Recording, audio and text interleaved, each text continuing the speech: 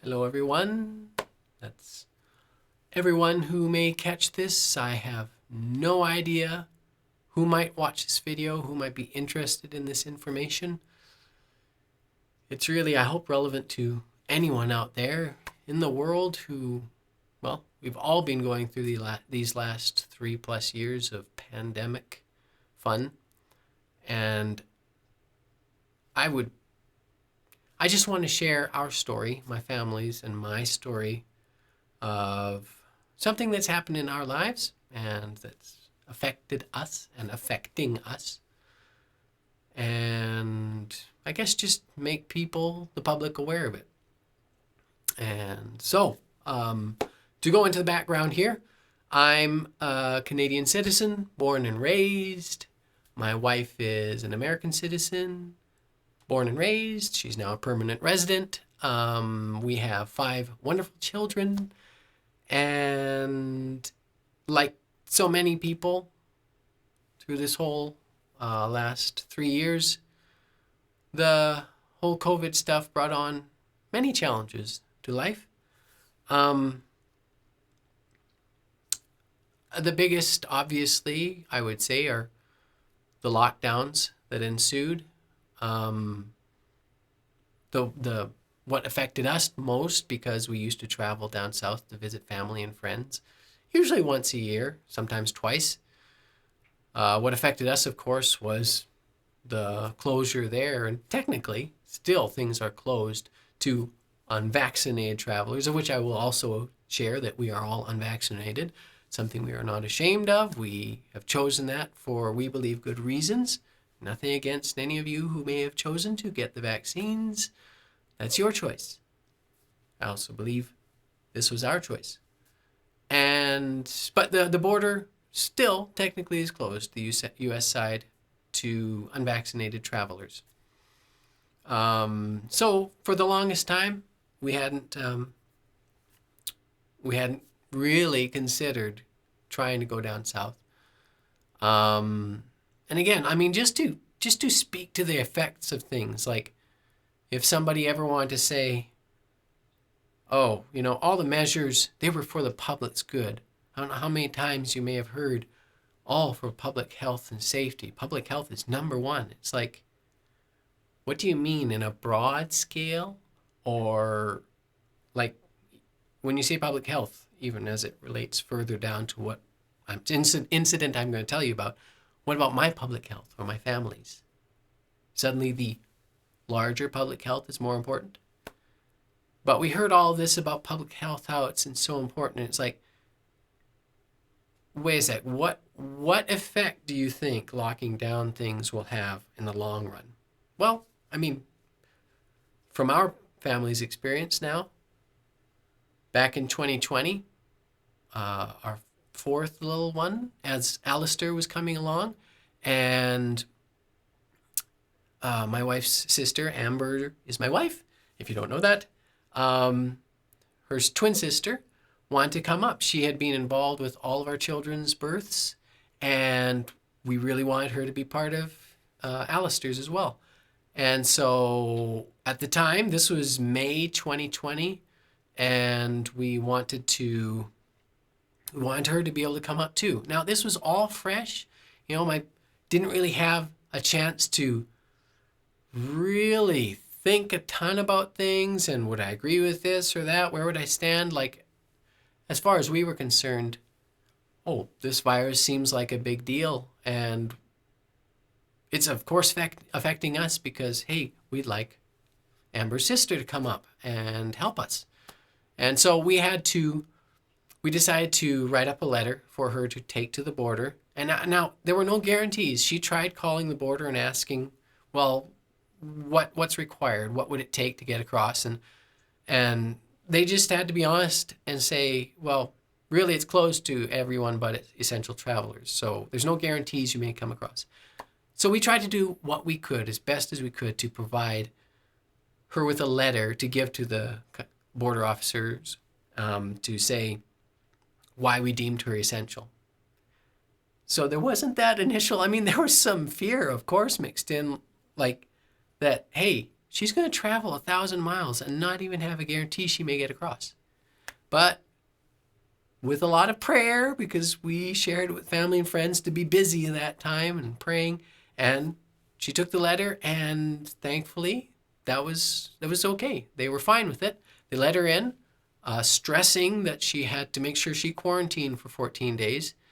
And I even say this to say we weren't, what would be the term? We weren't against what was required at the time. We weren't trying to circumvent the measures of that. It was also new. So thankfully we had some friends who provided a place for her to stay, and she drove right to that place and basically quarantined herself for 14 days. We were willing participants to make it work because she was that important to us. And then to jump ahead through the next 2 years, it's hard to believe how much time has passed. Sometimes it seems to drag when you think about what all has happened over the last 3 years. And then it's just like, whoa, wow, that jumped from there to there. But anyway, next 2 years, and things still haven't opened up. But we finally decided in May of 2022 that we were like, well, let's try. Let's just pack up everything, and the worst that they can do is reject us at the U.S. border and send us back home. And we'll just be out the time of traveling. The border is only about 20 minutes away. So we were like, we'll do it. We're going to try. And we also had somewhat of a hope of going, look, Amber's a U.S. citizen. They can't deny her. So, Lord willing, maybe that will play in our favor. And so we tried. I think it was May 15th. Got to the border. The officer didn't really say anything about COVID, about vaccinations. It was kind of the old pleasantries, if you will, just talking about life, him asking what I do for a living, where do we live, blah, blah, blah, blah. And within a couple minutes, and he checked the roof and all that stuff. And the only thing I mentioned kind of in relation to what the times were was like, because we had here, to back up a little bit, we're talking about here in Canada, in our country, we had mandates. We had mask mandates for a long time that were just lifted on March 15th, I think, of 2022. We had, and this is an important part in my whole narration, we had vaccine mandates for, the unvaccinated couldn't even go in restaurants. We had a mandate, I don't remember if it started in October, I think, of 2021, for no plane, train, or ships. Well, maybe ships isn't very relevant. Planes and trains. You were not allowed to go on those if you weren't vaccinated. So, I mean, we're talking, the discrimination was there early on already. But March came along and the mask mandates finally lifted. I believe, can't remember when exactly. I think a similar time frame. The restaurants were open up. You didn't have to be vaccinated for that. Life, I mean, we went to Brandon not too long, somewhere in there. And my parents were going to town that day too. So we all decided to meet up and have lunch at a Smitty's. And I mean, it's hard to believe that was the first time we'd eaten out, I think, in 2 years. And I'm not picking on the vaccinated. I'm not trying to demonize that. It went the other way enough. I'm not trying to reverse it now. But it's kind of sad to think that for a time, because it was believed that if you were vaccinated, you couldn't get the virus and you couldn't transmit it. So we'll give you a right to go here. And nope, sorry, you're too big of a health risk. You can't come in. And I mean, that it wasn't just that discrimination that was sad. Then there were the preposterous supposed scientific, comical sides of the health measures, like, even if the vaccinated were allowed to go in restaurants. Hold a second, please. Put your mask on when you go from the door. And when you get to your chair, your booth, okay, now you can take your mask off. I can just see all the guys. We have some people in town who like to go out down for coffee, and I could just see them all meeting up together for the longest time. I mean, people still now may choose to wear masks, and that's fine. That's their choice. But they may still choose to, even without the mask mandates. But back then, taking their mask, putting them on, they're walking together to the door, go in, go sit down, take them off, and I can almost imagine, make a conversation like, "Hey Joe, how you doing?" "Oh, pretty good." "I'll have a coffee." Boy, sure is nice to be able to have our coffee and a chat, see each other's faces, and know that the virus took a break here while we got our masks off, eh? No kidding. It's science. Or for everyone who had the right to go on a plane, everyone must wear masks while you're here on this tight, confined spaces. Make sure you don't take it off. Yep, you can have lunchtime now. Here you go. Oh, you want a drink? Yep. No, isn't it amazing that the virus doesn't do anything while we're eating and drinking? It's amazing. Sorry, not to say that all measures were that way. I only highlight those couple ones just to say that some things were, let's just say, less than scientific. And I mean, one could try to be reasonable to go, well, how else do you eat? You have to take the mask off. Well, I agree, you can't eat through a mask. That's true. But if you are okay with taking a mask off once you are in the restaurant, do you not see a problem with taking 20 feet from the door to there, and you're willing to be in this environment for possibly an hour? Do you not see a problem there that you're willing to live life with COVID? I will say one thing. Your mental health goes a long ways to keeping you immune or healthy. Because if people felt healthy just because they put on a mask, that could actually be beneficial. If I were to try to find a defense for those things. But that aside, all these mandates were basically lifted, and life was, oh, sorry, that was a huge tangent. That's the way my poor brain goes when I'm trying to run off the cuff here. Were basically lifted. Life felt pretty much back to normal.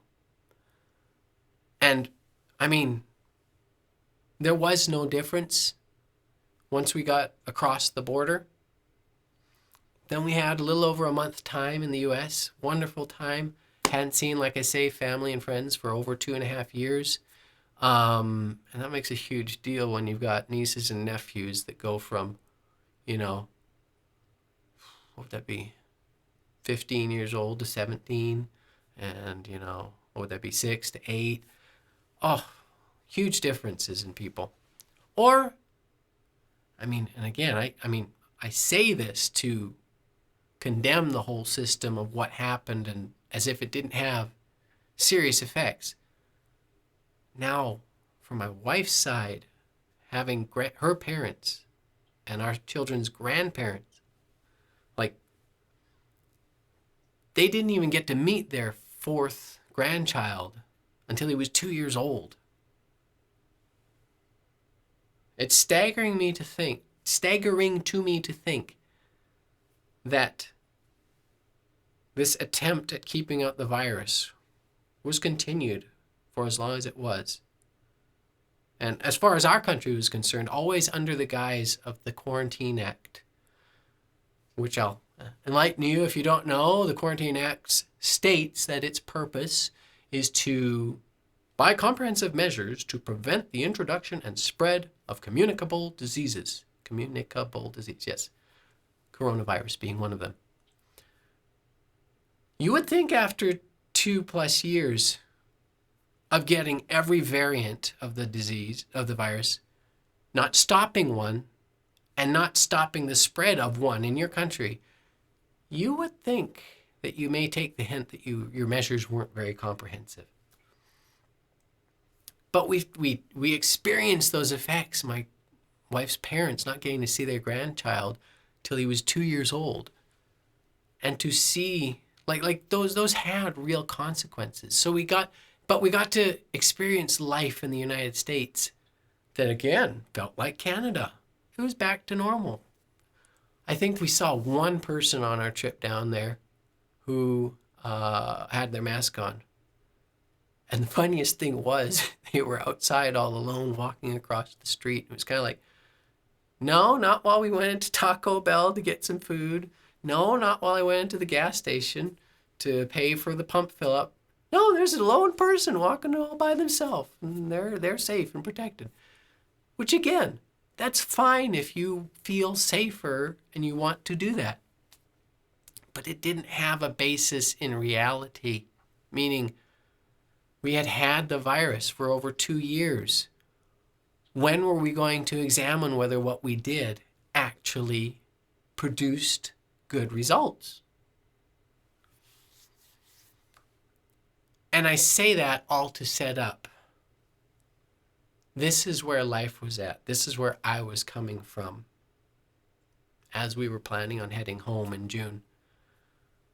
We visited family and friends. It was wonderful. Life was feeling very normal.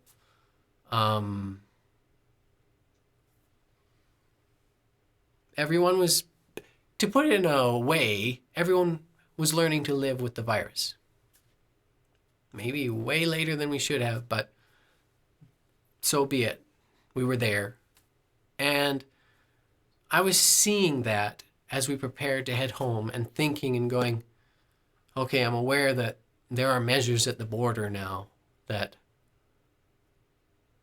even though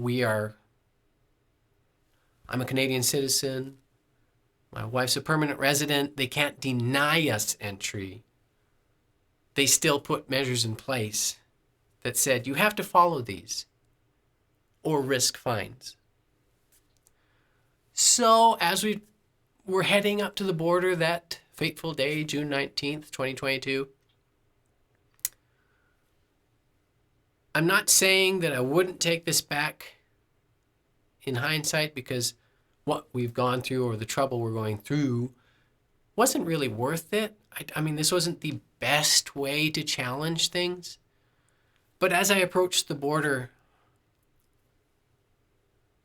my mind was going, I know life is not an emergency anymore. I know that the virus is in both of our countries. There's no difference.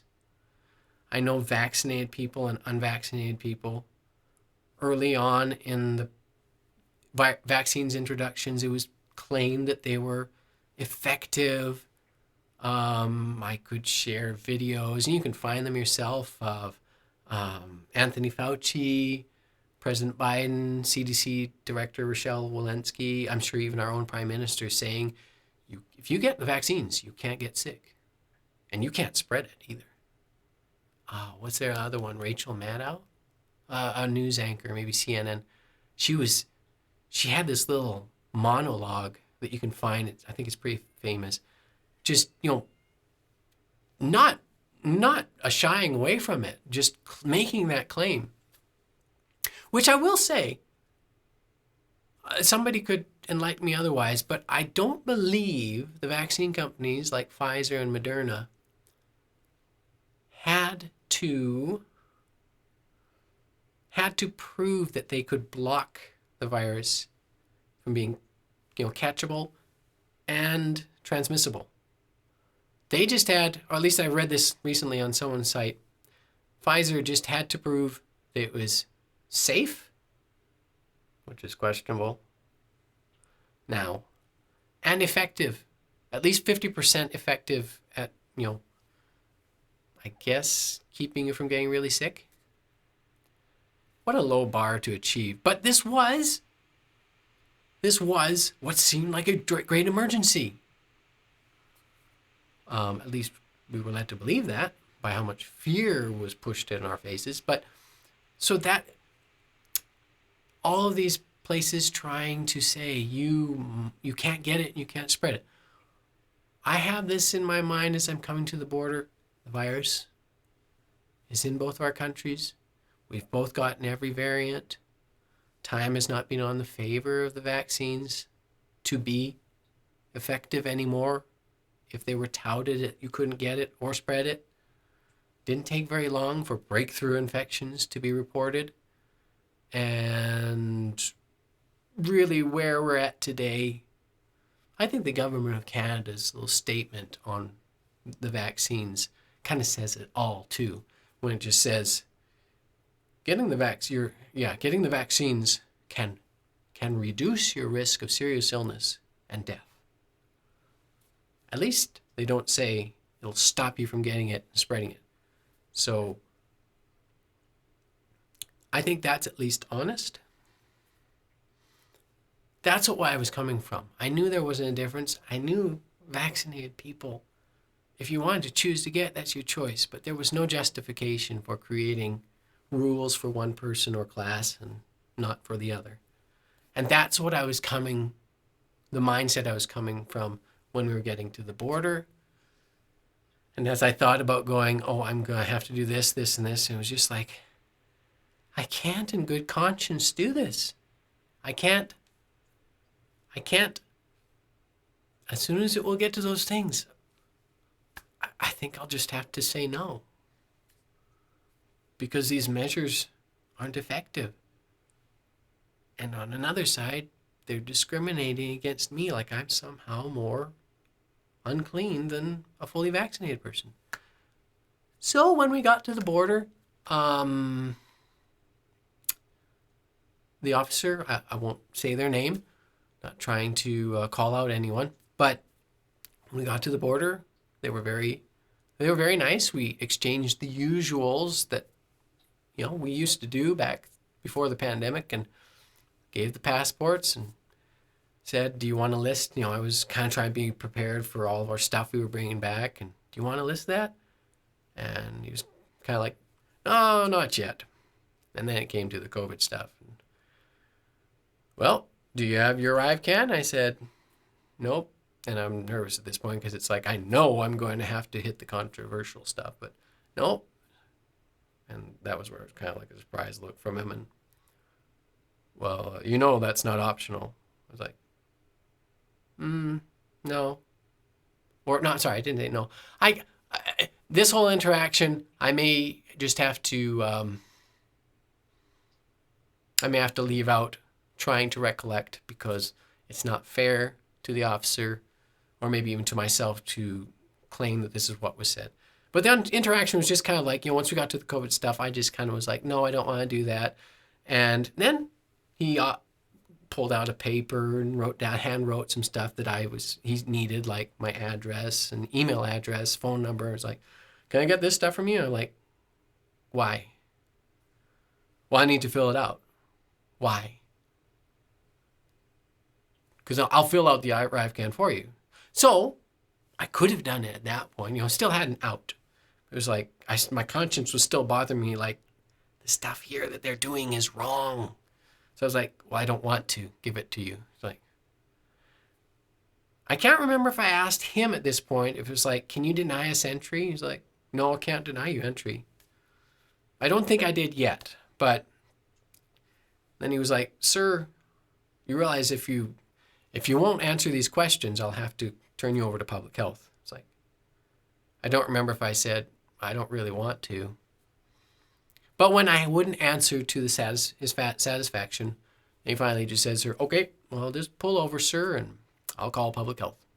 Now, we're kind of a captive audience at this point because he still has our passports. So we pull in, and bear in mind, this is about 4:15 p.m., and it was a hot day up in the 30s. For some reason, Fahrenheit sticks out more to me, like 92 or 3. So it was a hot day. It was not pleasant. Wow, for June 15th, that was wild. Whew, beautiful already, even up in Canada. And we waited for a bit, and he finally came out with the phone and said, here's public health. And I will mention, like, his demeanor, when I started not being compliant with the COVID questions, it was kind of like he changed almost like to Oh, great, this isn't, why are you putting me through this? Which I don't blame him. I mean, I don't know how many people said no to those questions. How many people had he experienced that with? But now it almost felt like a relief for him to go, well, you're out of my hands. I'll give you over to public health. So anyway, passed the phone over for me to public health. And to the person's credit that I talked to, they were very friendly, almost unnervingly friendly. Like if I could, give a rating for them, very nice, very friendly person. And but I don't mean unnervingly like over the top. Oh, bouncy happy, just genuinely friendly. And I wouldn't mind saying that there's a place. There definitely could have been a great application for public health. Maybe I go to that further, or maybe I won't worry about it. But this was not it. I was still mindful of going, you're doing all of this to supposedly protect me against the public health in Canada from a virus we already have? Does anybody not have a problem with this? These measures are not supposed to be here. This is not normal. So I'm bearing all that in mind and proceed to basically refuse to answer every question. I didn't refuse every time, but it finally hit a point, and Amber might have at that point shown me something on the phone where it was like, it says here that they can't deny us entry. So I finally asked the person, can you deny us entry? Because I kind of wanted to jump to the heart of it. It was like I was kind of at this point wondering, can they arrest us? How serious could this be? I mean, I don't want to go that far. But she said, no, you can't. We can't deny you entry, sir. But, I'll warn you that, you are subject to fines for refusing to answer these questions. And so at that point, I kind of finally was just like, I don't want to answer. I don't want to answer. And I hope I don't come across as belligerent or whatever the word might be. I'm not a shy person from even personal information. I'm posting this online. I'm obviously not against being public. The YouTube channel with the music stuff. I mean, all that, my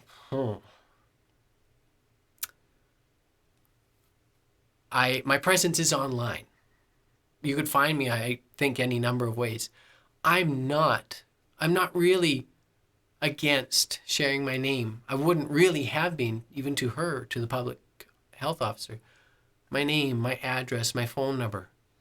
It was, again, all under this guise of these measures are needed and it protects the public health. All while I'm thinking, I'm part of that public health. How is this helping me? And I'm thinking, all you are is a watchdog right now, a monitor, big brother, if you will, saying, give me all your information and we'll keep an eye on you. And it's like, don't you see why people might be a little offended at these steps you take? Because I'm thinking and going, what if I actually do get sick?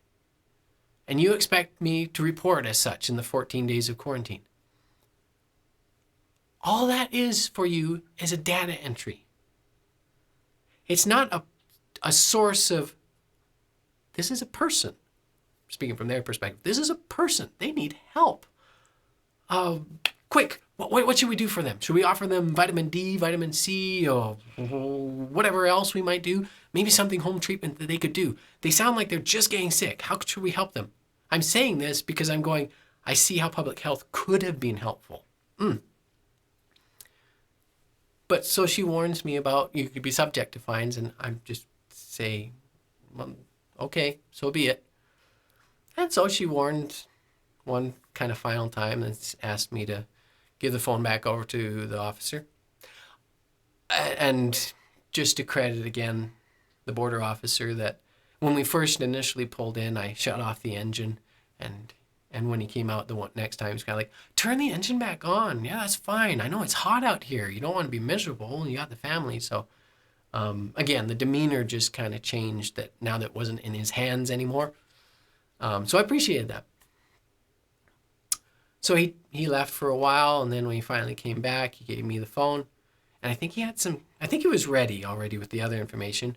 And the health officer told me that we'd have, okay, well, sir, we're issuing a fine for breaking Section 58, and it's this much money, and this much money. So 2 each for you and Amber. There'll be no fines for the children. They're underage, I guess. So this will be all it, sir. And do you have any questions? I was just, and I guess maybe in a sense stunned, thinking, what, you're asking me a questionnaire at the end? Like, how did I serve you today? So I tried to give my impressions of like, wow, we just came from the United States where they didn't care when we entered. Not totally in the U.S. borders defense. There are plenty of people they turned away. It's just, we were allowed in. I'm just saying we had a lovely vacation, and now we come back and are treated like, criminals, and this isn't right. And she just stayed quiet through the whole thing. Well, is there anything else, sir? No, that's enough. Well, have a good day. And then the officer proceeded to give us, I think 8 test kits. Because now we were supposed to take a test kit on that first day of entry, and then a test on the 8th day. And gave us a little summary of what we're supposed to do. I don't believe he ever said what we were supposed to do. He kind of left it up to follow these guides. And we actually had something that he could have claimed, that required duty that we were bringing back for a friend. But after the 45 minutes of all of this, he was like, well, I actually could charge you for that, but it's been a long day. You've been in this hot sun, and I want to go home, so I'm not going to. And I was like, well, thank you very much. I know you could have. No problem. I was ready for that, but no, have a good day. So off we went. And that was June 19th. And as far as we knew, by the way, I thought the public health officer said they would issue the fines and that officer at the border would give them to us. He didn't give us that. He didn't give us anything. So we went on our merry way. Felt fine. If anyone wants to accuse us of, how dare you not follow those rules? They're for the public's health. I just want to reiterate that you seem to be just fine living with people in the country and with COVID everywhere. So, and I must emphasize there was no difference between Canada and the US. We kept getting the same variants all through COVID. So we felt fine and went home. And to some degree, we kept to ourselves and we tried not to do anything, we just went for walks, tried to get fresh air. Even that, the assumption that you are guilty, that you may be infected, and we don't know. Right there, that assumes that you are asymptomatic. My word that we felt fine, which we all did, meant nothing. No, you have to prove it by a negative test, sir. Oh, okay. So now, by virtue of not giving a negative test, we were assumed we were infected. We had to prove it by the tests, none of which we did. I'm not putting something up my nose. Sorry. Just especially after you have to quarantine for 14 days anyway. I'm sorry. The steps. It's like everything about it was designed to make you feel almost like it was a sin to be sick. What a wrong attitude. I'm sorry. What an unhelpful one, instead of actually going, when you're sick, we want to help you. If you get any symptoms, we want to help you right away. Again, I must emphasize, if we even had been sick during that time, it would have just been a data entry for them to now be able to say, well, Mark, chalk it up there for Deloraine area. Boy, isn't it interesting how infected they are. Yeah, we don't help anyone, but so we went through our time kind of being careful that even though I hadn't given them personal information and they could argue, well, we couldn't contact you, sir, because you didn't give us your phone number or address. Hey, This is the government or public health we're talking about. I have no doubt they could pursue it enough. And I kind of thought, too, if we are really that dangerous of a risk to the public, please try to find us. Show us that you care, even to go, well, there's the RCMP at our door wondering how we're doing. At least that would have showed that you cared. But nobody came during the 14 days or for 3 months after. Until finally, I kind of thought everything was done. Until finally, one evening in late September, can't remember exactly which day, we were just having supper, and then 3 RCMP officers appeared at our door, and the female officer started the conversation. It kind of felt like a summons you see in movies or something, but, "Are you Stephen Nasby?" "Yep." And then began this way. "Well, I'm sorry to have to do this, but I have some tickets for you." And it's like, and I'm just kind of chuckling inside going, "You're sorry to have to do this? You feel maybe the same way I do about it, but you got to do your job." "Okay." And so she did it and asked for Amber too and gave us the tickets. I can't remember what I said during it. It was kind of uncomfortable. And the other 2 guy officers, I don't know what to make of their demeanor, but anyway, they gave us the tickets and carried on their way. So there we were now with 4 tickets, 2 worth $14.50 each, and 2 worth $85.50 or 54, $85.54, $14.54 and $85.50, which is what, about $10,000 each. $10,000 in fines. So thus started the process of, looking at it and going. So we had this in September, and the ticket said you have till November 7th, I believe, to respond. And some people acted like, oh, you should just ignore it, throw it away. And I'm reading these tickets and going, if I do that, it says I'm admitting guilt. I don't want to do that. So I don't know why it took me so long. Let's see, other than unless we had vacation, some other vacation at the time we were doing. Anyway, I finally got a hold of them. It came down to the last day because I couldn't get through to them. And I think I left a message for them to call, and they did. So November 7th, and then I proceeded to call again the day of. I was on the hold for an hour and 15 minutes, but I wasn't giving up because I did not want to miss the deadline. And got through, and they set up a docket to, where they would, I don't remember what day that was set up for. The time frames are kind of eluding me now. But I think it was in December 5th, actually, 2022. Initial hearing where they would decide. That sounds a little too late. No, that might have been. But we were going to be away, I think. I think that's it. Oh, well, it's neither here nor there. The point is, I got through about 2 or 3 calls of them talking to the Crown and them basically asking the same questions. What do you want to do? Do you want to dispute the charge? And I said, yep, dispute the charge. And them saying, how and what will be your case? Is it constitutionality or charter rights violation? And I was like, well, I'm not saying I'm not guilty, but I'm arguing that things weren't reasonable. So I think the main thing was if you take a certain direction, those other ones, there are certain things you have to do, and they have to be prepared too.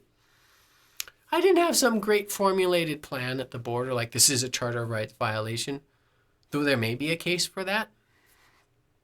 To me, this was a common sense violation. This was an unreasonable violation. This was a violation of reality. This was a violation it was a discrimination based on classes that were no different than each other, that somehow were, as long as they said that was. And I'm sorry, but my conscience doesn't really want to go along with a fantasy world like that. So anyway, we got through that. The last hearing, I think, was, so we've had our 5th child. Azariah was born March 22nd, and we had a call March 6th, I believe I did, where they set up a trial date, and that was set up for April 27th. This is April 25th when I'm doing this video, so the trial's not very far away. And thankfully, we were able to move from a court appearance in Winnipeg to teleconference, so it'll be a phone call. They said they have many matters on trial for that day, so there's no guarantee when the call will come in. We just basically have to be ready from 10 a.m. to the end of the day, whatever the end of the day is.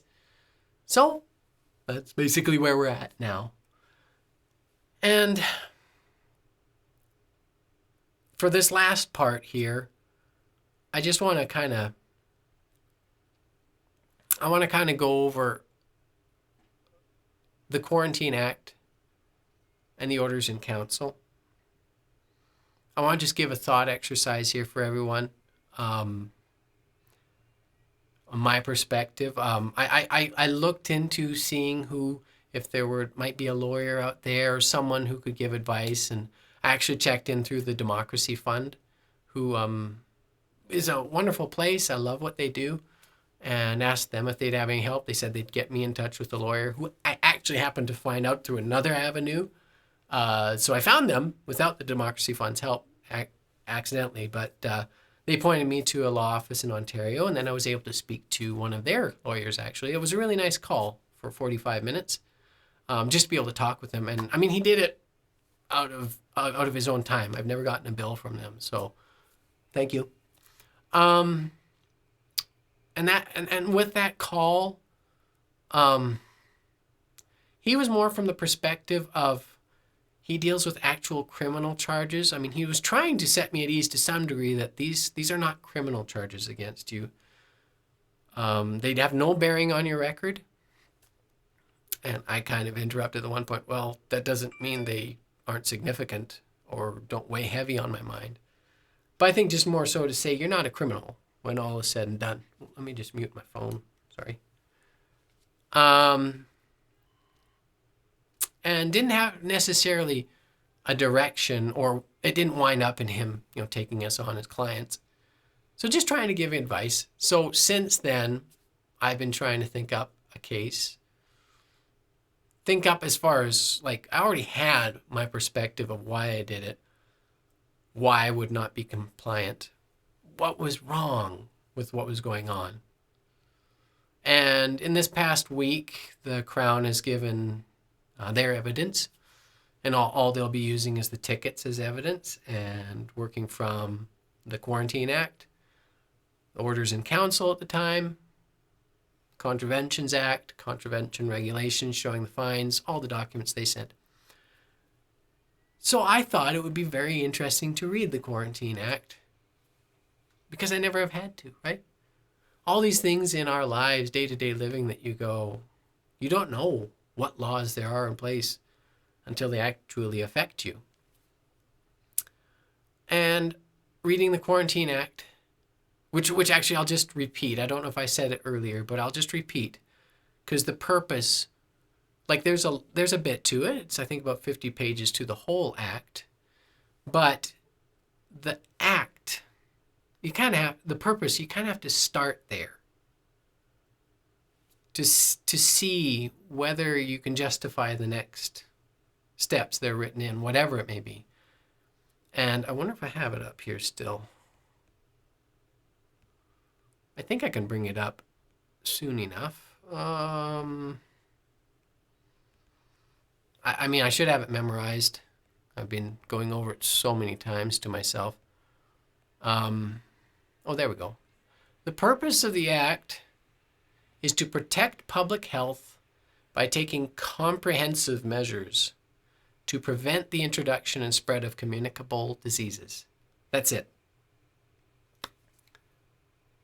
That sounds so noble, right? I mean, on the surface, you want to protect people, but then from there, it's like comprehensive measures. Who's to say what's comprehensive? To prevent the introduction and spread. Prevent's a pretty strong word. What if you don't do that? So this is the standard, which it kind of sets for itself. My point my case, one aspect would be, what if that does not succeed? Here's where I'm coming from. I think this should be reasonable to anyone listening. This was June 2022 when we got our, we were fined.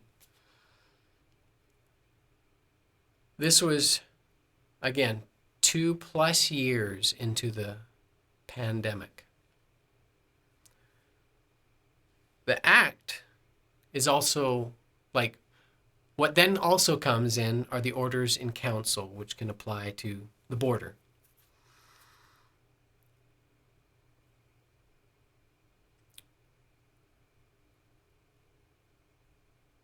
What measures are put in place there? How do they work? How do we check how they worked? Well, again, pointing to the act. If the act did the measures succeed in preventing the introduction or spread of the disease? So let's just start with the first part. All through, from the wild type variant to alpha to beta to delta to gamma, lambda, omicron, all through them, did the measures at the border prevent the introduction? I think that's an obvious no. So, failure 1. Now we come inside our country, because obviously we had measures inside our country that were done under the auspices, I think might be the right word, or the power of this act to say we're going to try to stop the spread of the communicable disease. Okay. All those variants I mentioned, did your comprehensive measures prevent the spread of any one of those variants? Again, an obvious no. So, if the comprehensive measures don't succeed in either of those purposes at any time in the virus's mutation, at what point do you say, hold it, let's rethink what we're doing?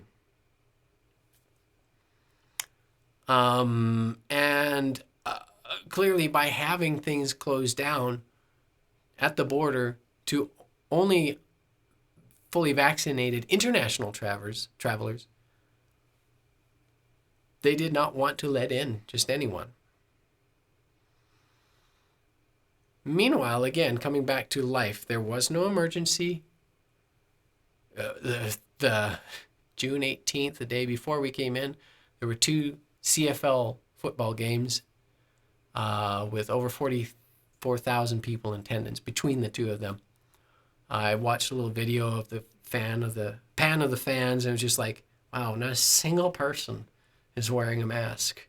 This massive, it looks like the good old days, you might say. Not one person seems to be, as far as you can tell, concerned about COVID. And another thing I would highlight here is, from all the measures at the border, apply them now inside the country. All those people at those CFL games, not one person had to have an ArriveCan app telling Big Brother all their information so they can monitor them. Not one person had to have a negative test to prove they weren't sick when they went home. And not one person had to quarantine when they went home. You just carried on with life. This is the irony. Both countries were the same. I would contend that someone back home in our country, while we were gone, could have done 10 times the travel that we did, seen 10 times the amount of people, come in contact with 100 times more people. And they wouldn't have had to do the measures that we did. That's not reasonable. So now, once the act ceases to really follow reality, what are you supposed to do? To me, my conscience didn't allow me to follow those unreasonable measures. But now more specifically to the heart of it, and this is where I really think this is very important. The orders in council, like the time frame again, I must emphasize if I haven't already, the time frame matters. This wasn't June 2020, this wasn't June 2021, this was June 2022.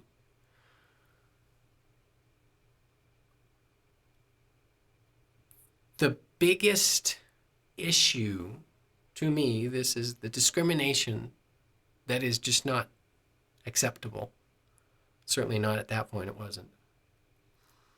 Was that we were assumed sick until proven otherwise. I said we felt fine, that wasn't good enough. While fully vaccinated were assumed well. These two people, these two groups, the difference that has to be proven, and this would be my case against the Crown, is that those two groups genuinely were different at the time for contracting and spreading the virus. That's all that matters. You can say all you want that this group is safer, fully vaccinated. Safer from getting seriously ill and from dying. But that doesn't matter. That now comes down to a choice. If you really want to, do I want to choose to live more at risk if I get sick? Not, will I get sick? That's not up for debate, as far as I can tell. I have articles I've been reading. One in particular was really great by Dr. Paul Alexander. He's an epidemiologist based out of Canada, actually. I think he's originally from Jamaica. Epidemiologist, like this is a guy who knows what he's talking about, or does a great job of sharing information that makes you go, he's not just making this stuff up, he's referring me to studies. And one page that I was reading was just a reminder to go, and I just want to use this as evidence to go, I want to do my due diligence and show what evidence was there that the vaccine was still effective at stopping the transmission. And the articles they showed from, in relation to even the Delta variant, which was just before Omicron, they're so clear to say by these certain studies, the vaccinated were getting sick and transmitting it, fully vaccinated to fully vaccinated. That was with Delta. Now you jump to Omicron, and it doesn't get any better. I mean, if I was to bring up a chart for you, and you can find it for yourself if you want, just go to Worldometers or Our World in Data? No, Our World Health and Data? I can't remember. Just look up Canada COVID-19 Worldometers, and you'll get the chart with all sorts of information. Just looking at the chart of new cases, and I think new cases is the most important thing because that's saying, well, how many people are getting infected? You see the graph and you see the little waves. Like for the second and third wave, they were kind of the most significant prior to 2021, 2022 winter. And the highest cases, even at those times, like we're talking 2020, before any vaccines, was I think in the 10 or 11,000s. This has nothing to do with lethality. You know, it's pretty lethal if 10,000 people get infected and 5,000 die. That's a pretty big deal. Or then the next wave, I don't know which variant that might have been. 11,000 was about the highest cases. Then Omicron came and blew those numbers sky high. You look at the highest one, I think is around 55,000 new cases in a day in Canada. And when I was looking at that chart, I almost laughed because I'm doing this in light of doing research to go, I want to prove that the vaccinated and unvaccinated are no different. I'm trying to do my due diligence to do that. I'm looking at this chart and thinking, I laughed out loud and thought, and somebody please look at that chart and tell me, in our country that was almost 80% fully vaccinated, okay? You look at that chart, look me in the face, with a straight face and tell me, well, that high peak and all those waves are the unvaccinated. The unvaccinated are the only ones getting sick, the 20% of the population? Really? Oh, okay, if you want to live in that fantasy land, that's okay, but you please show me the evidence of that. I mean, I don't think it's up for debate that everyone gets sick. But that's very important to me, not to demonize the vaccinated, but because we were being judged that we were too dangerous. We were in a special class.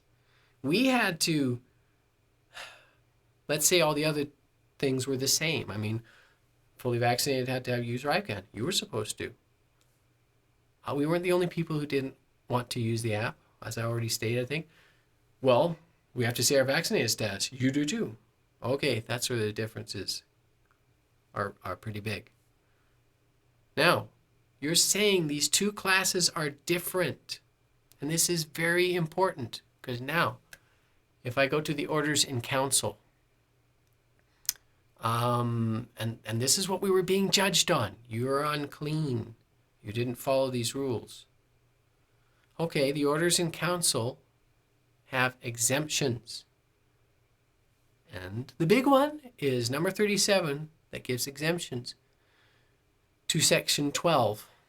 Am I on that right now? Sorry. Like section 12 is all about entering into Canada. I should have been a little more prepared. Sorry. But section 12 says entering by land pre-arrival test. That's what it's all about. Every person must, when entering Canada by land, then it lists the things, have in their possession basically a pre-arrival test. And then when you go further down, it's the exemptions. And number 37 applies, which is the fully vaccinated. Follow what this is meaning here. We come to the border as unvaccinated. And we say we feel fine. That's not good enough. Even if you did everything else, that's not good enough. Wait a minute. We're both getting sick.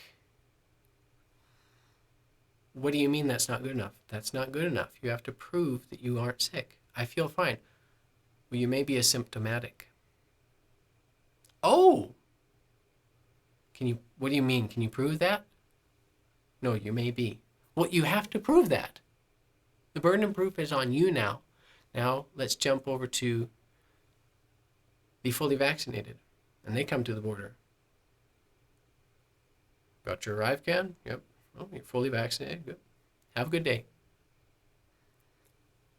Now, this person, remember, we've come through the border as part of the 20%. Remember, the country's about 80% fully vaccinated. We're part of the 20% that are not vaccinated. We've come through the border now, but we're no longer 20% of the population coming through back to Canada from the US because we're an exception. We shouldn't have even gotten in, but we did. So now we're not 20% coming back through. I think this is reasonable, logical. I think we represent an even smaller number than that. So now, we represent an even smaller number, potentially than 20%, are saying we feel fine. You have to prove that by a test.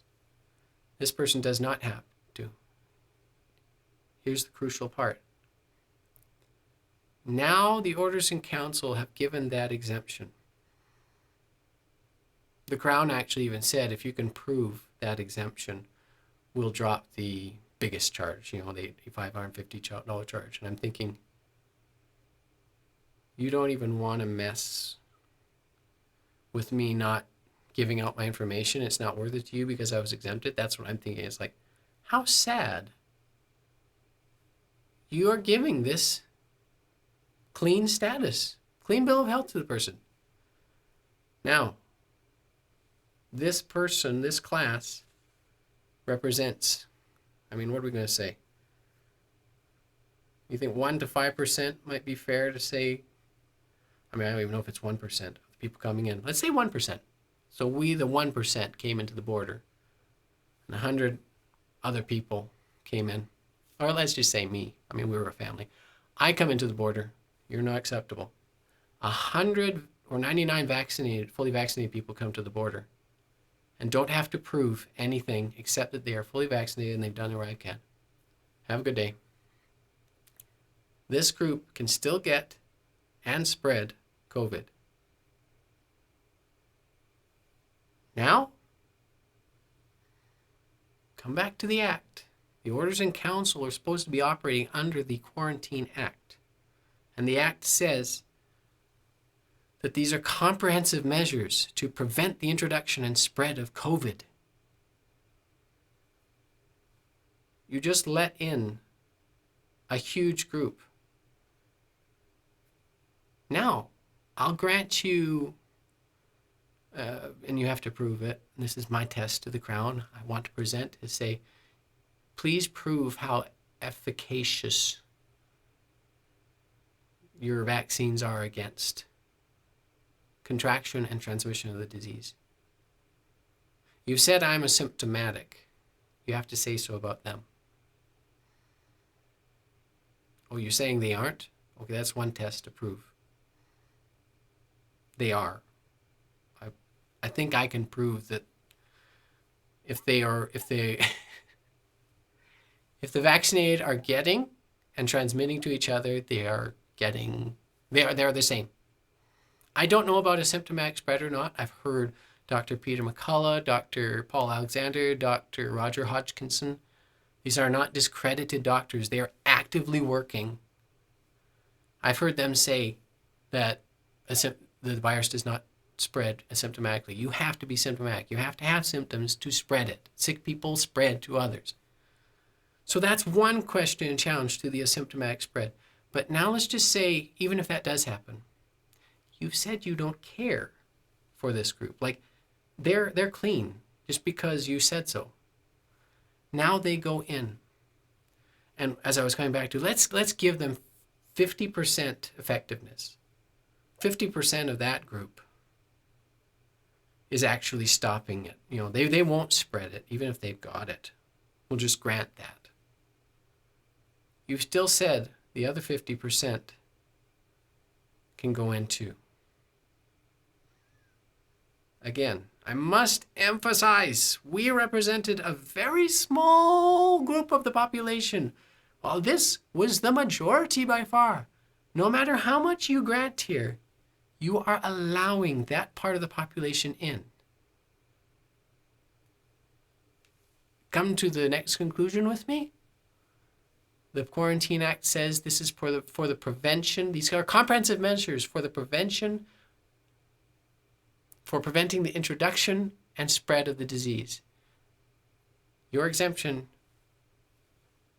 just defeated the purpose of the Quarantine Act that you claim to be upholding.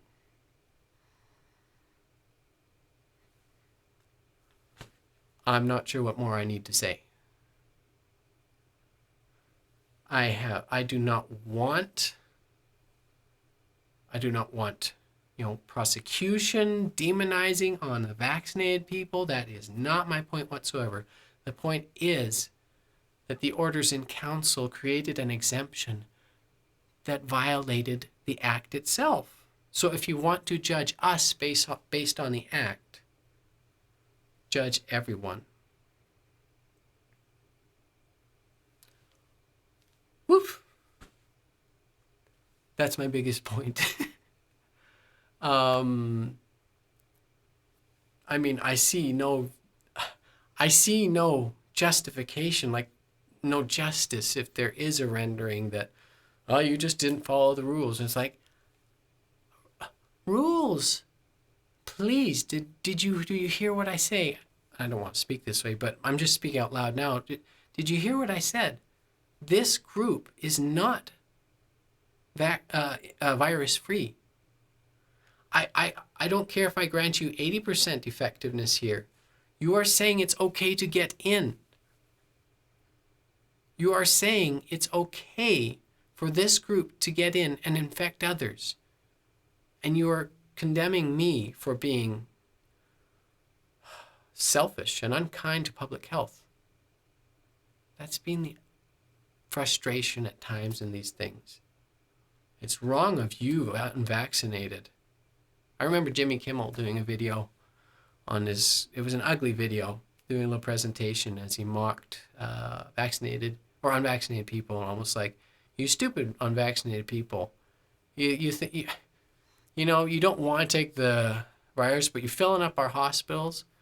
You know what's going to happen? This guy you know what we need to do? You shouldn't be able to allow to go to hospitals. You wanna take that risk? No, thank you. Fully vaccinated person, you need help at the hospital? Come right on in. Oh, unvaccinated person? Rest in peace, Wheezy. He literally said, just go die, you unvaccinated. And I thought, you just said, now it's okay for the vaccinated person to get sick and come into the hospital, because at least they did what they were supposed to. They did the right thing for public health.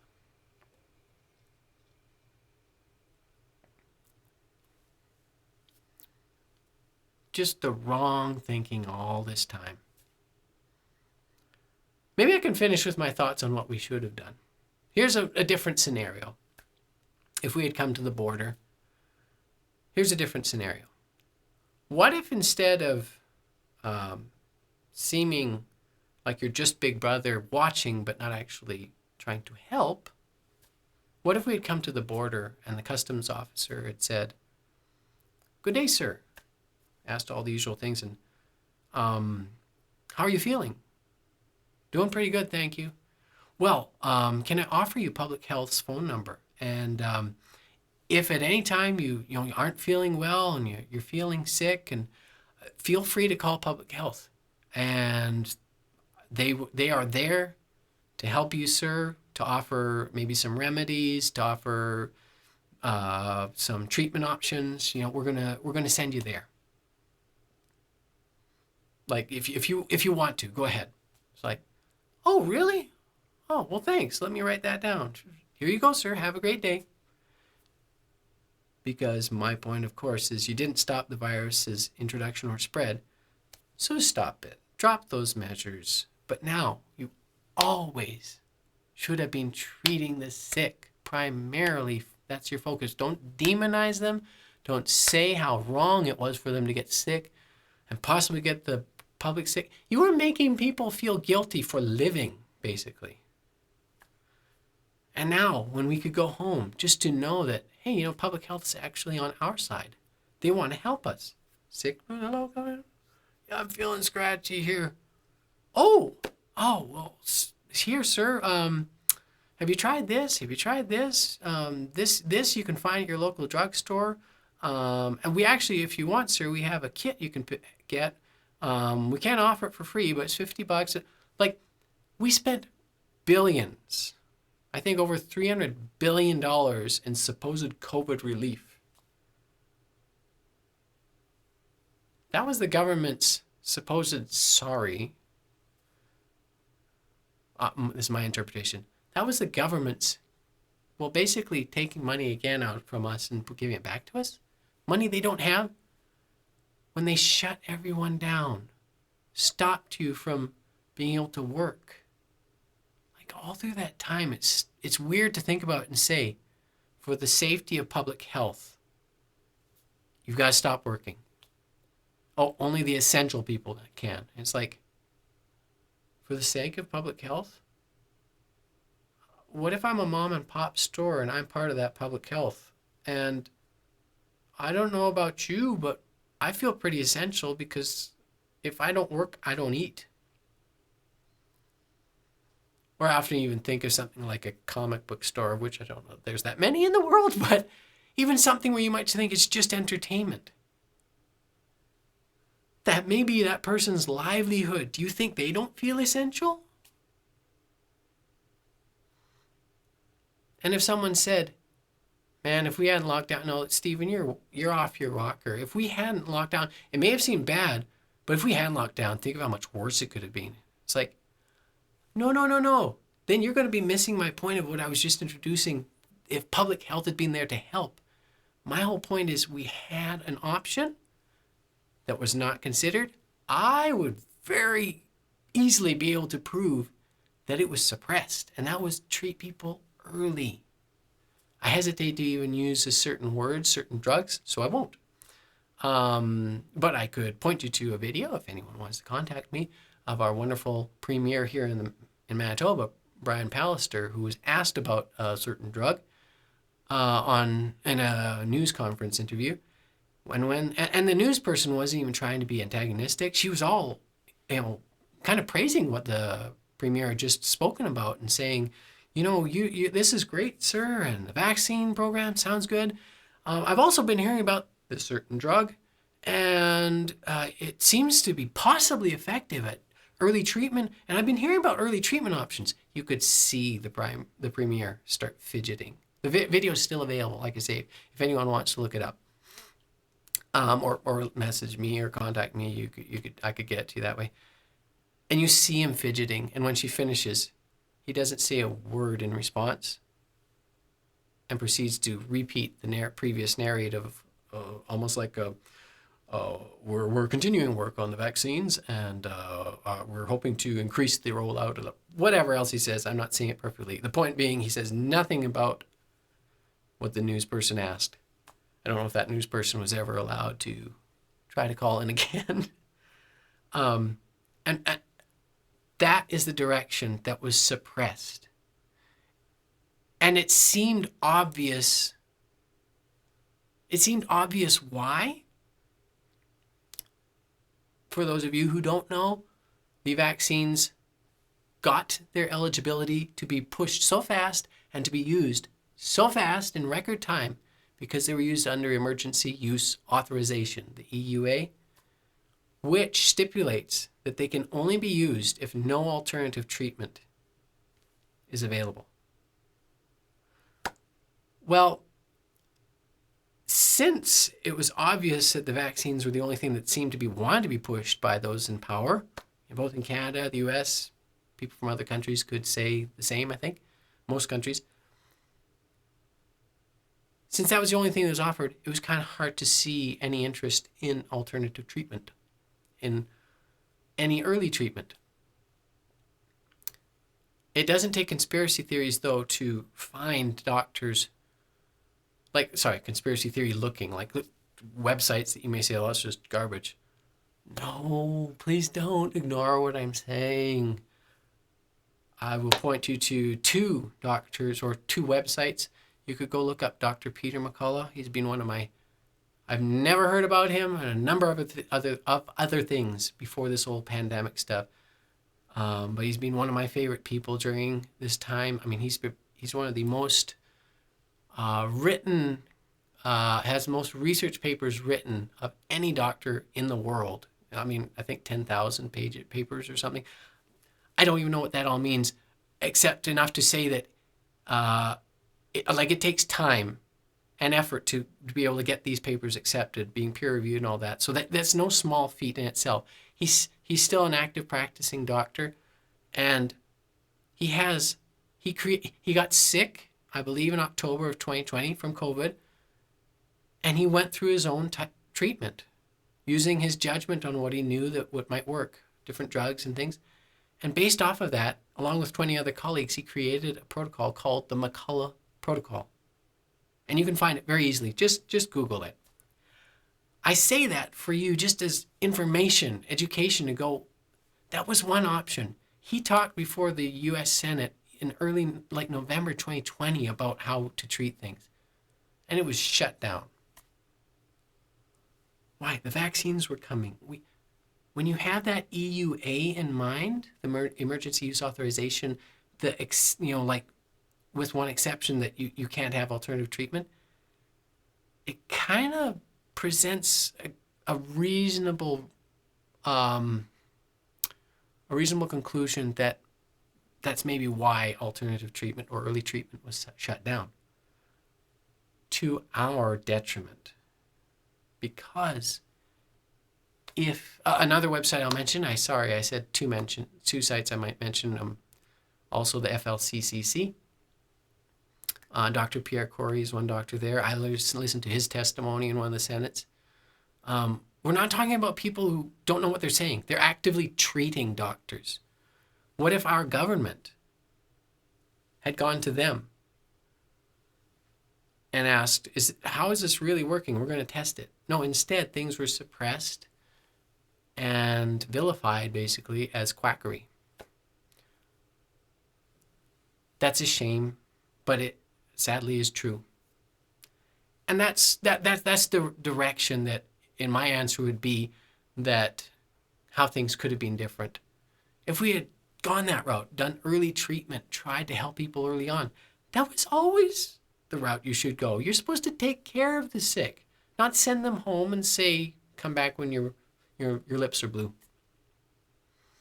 Truly sad. There's lots of things that have gone through these times that need to be pondered, need to be re-examined. I really don't know if those in power, even health professionals, will do that, or if they have to be held to account by other people. Like right now in Canada, we have I don't know if you call it a group happening, the National Citizens Inquiry. I think it was started by Mr. Preston Manning, who ran for Prime Minister of Canada a number of years ago. I'm really excited to see where that's going, because it's doing stuff like just asking, how were people affected through COVID? What was your experience? Were you negatively affected? Were you positively affected? What happened? What went on? And actually getting people's real testimonies.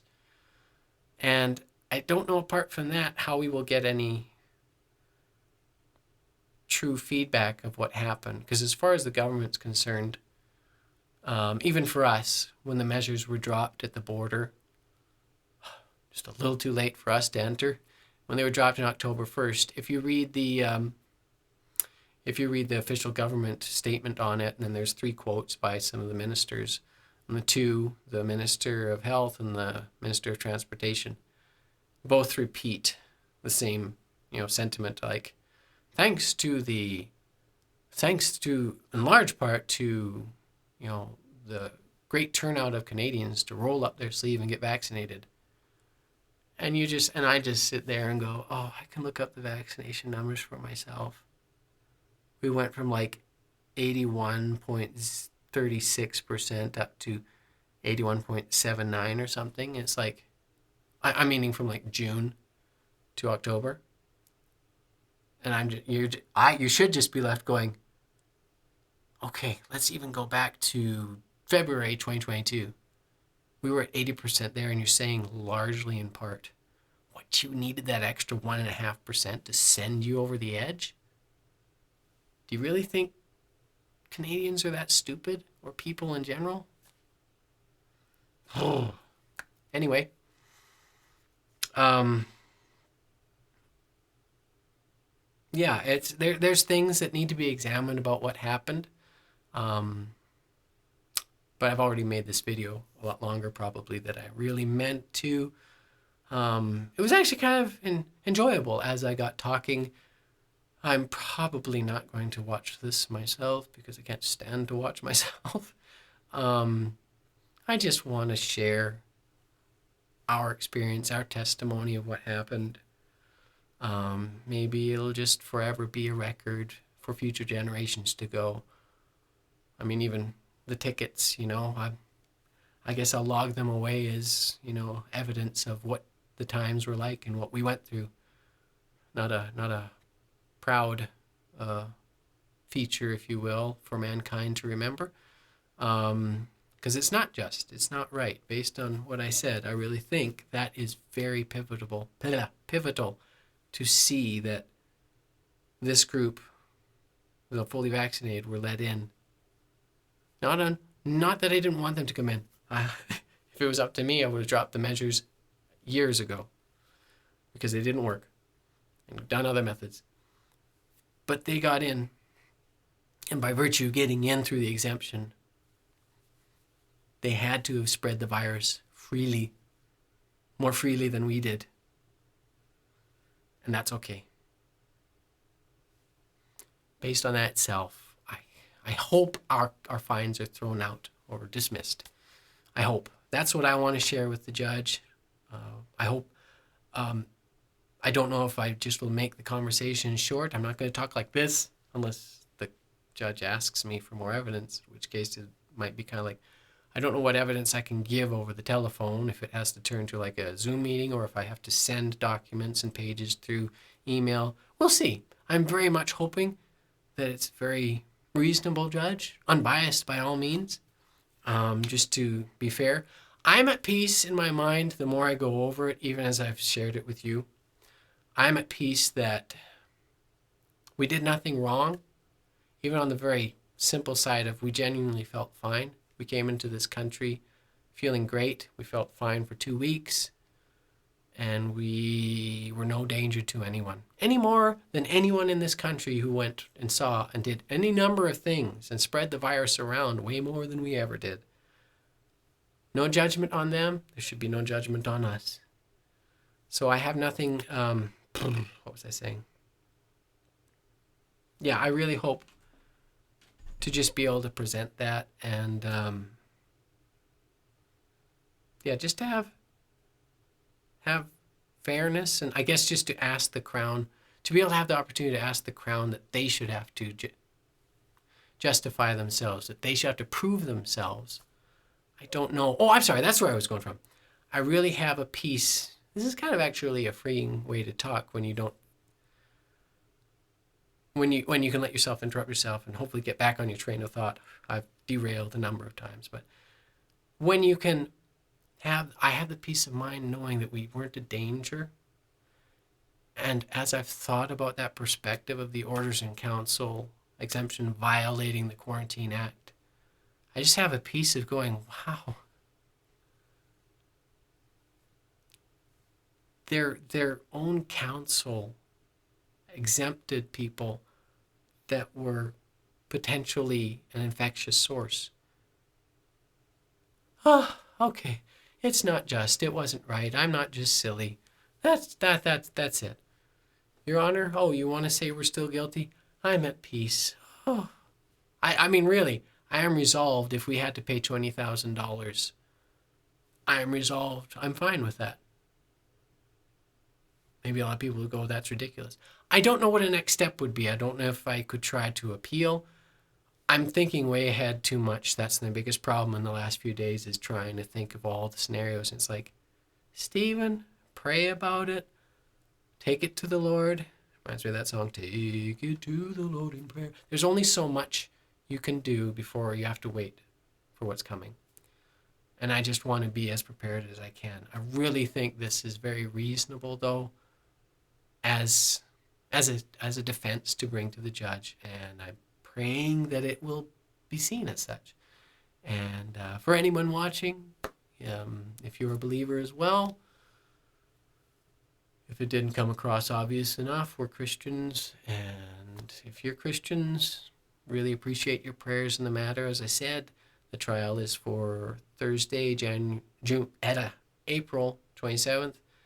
We were slated for 10 a.m., but that was assuming we'd go to the court building. So, like I said, now it's 10 a.m. We have to be ready from then on till the call. And yeah, just really appreciate your prayers. And I don't know if anyone wants to pass this around. I don't mind. Please spread it as much as you like if there's anything of value to anyone else, or like I say, just as a record of what has happened to some people done in the name of public health. It's really sad. It's not even just sad. It's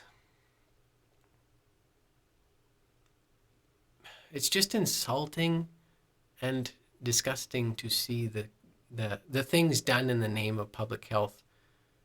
Or maybe the Crown would just want to say, we trusted the science. As I kind of mocked earlier with those examples of, masks worn on planes and masks worn in restaurants.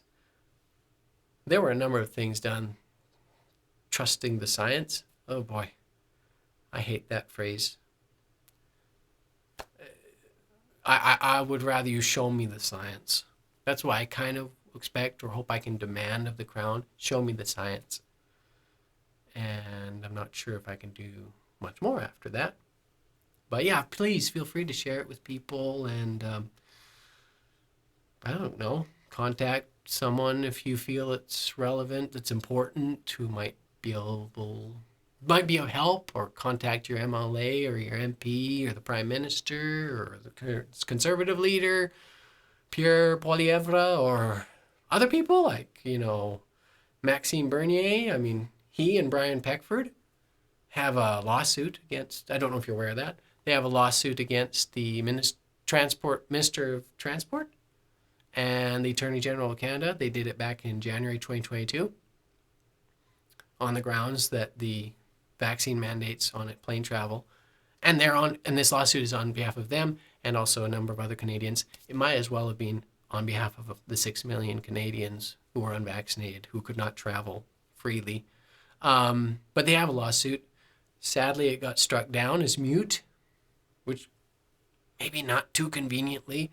The government proceeded to lift the vaccine mandates June 20th, the day after we came into the country, just for plane and train travel, but they proceeded to lift it, and now their argument was, well, this lawsuit is no longer valid because it's mute.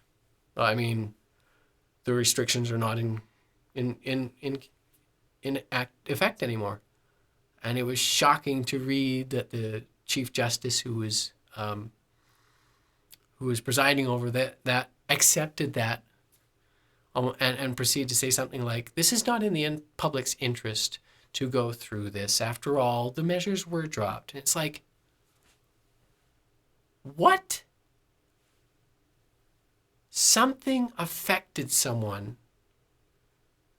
Like if you have a chance, look up the Justice Center for Constitutional Freedoms. Look up Brian Peckford's lawsuit. Find, if you can, the affidavits of the witnesses and just read some of them. Like, they have 14,000 pages of documents. This is no small thing they have to do.